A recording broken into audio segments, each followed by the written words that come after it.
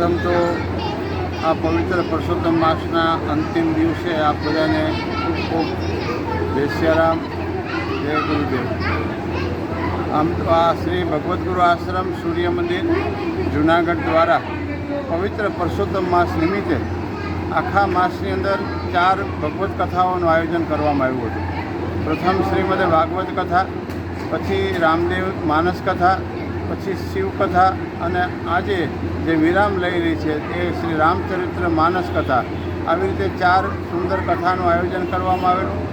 અમારા આશ્રમના પરિવારની અંદર એક દિવ્ય ચેતનાએ આજથી 4-6 મહિના પહેલાં જે વિદાય લીધી, એ ફરી એમની દિવ્ય ચેતનાને એક ભાવ પુષ્પો અર્પણ કરવાના ભાવથી એક આવું સુંદર પુરુષોત્તમ માસ હતો અને બધા યોગ સરસ હતા. એટલે આખા માસનો આવો એક સુંદર કાર્યક્રમ કરવામાં આવેલો.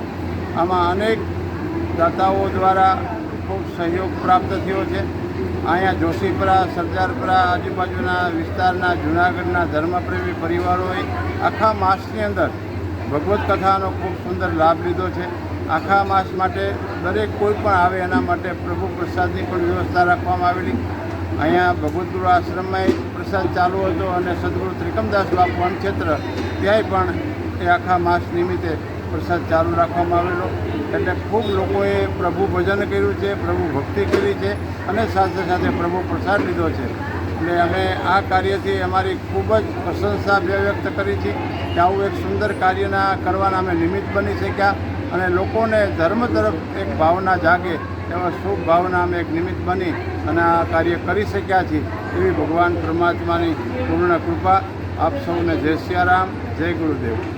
સન્માન કર્યો છે એવા ભક્તોનું સન્માન કરવા માટે જઈ રહ્યા છે. આપણે સૌ તાળીઓથી વધાવી લેશું. 9 દિવસ સુધી જગદલદાસ બાપુએ આ કથાનું જે એને અનુસરણ કર્યું અને વક્તા તરીકે રમેશ બાપુને પસંદ કર્યા. એનું લઘુમહંત વિશ્વદાસ બાપુ, મહામંડળ શ્રી જગદાસ બાપુ અને મયુર બાપુ, તમામ બાપુ એમનું સન્માન કરવા માટે જઈ રહ્યા છે. આપણે સૌ તાળીઓથી વધાવી લઈશું, કારણ કે આપણને આવો શ્રવણ ભક્તિનો અવસર પૂરો.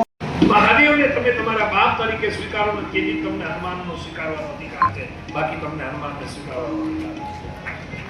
જે દિવસે તમારા ઈષ્ટ તરીકે તમે મહાદેવને, શંકરને સ્વીકારી શકો, એ દિવસે તમે હનુમાનના પૂજાના અધિકારી છો. કારણ કે રુદ્રનો અવતાર, એકાદશનો અવતાર છે. એ હનુમાને મૂષક સમાન રૂપ લીધું અને મત્સ્ય જેવું રૂપ લઈને જ્યાં લંકામાં પ્રવેશ કરવા જાય ત્યાં તો લંકીની રોકે છે. ત્યાં હનુમાનજીને ખબર પડી ગઈ કેટલી રાવણની સુંદર વ્યવસ્થા છે. બાબાજી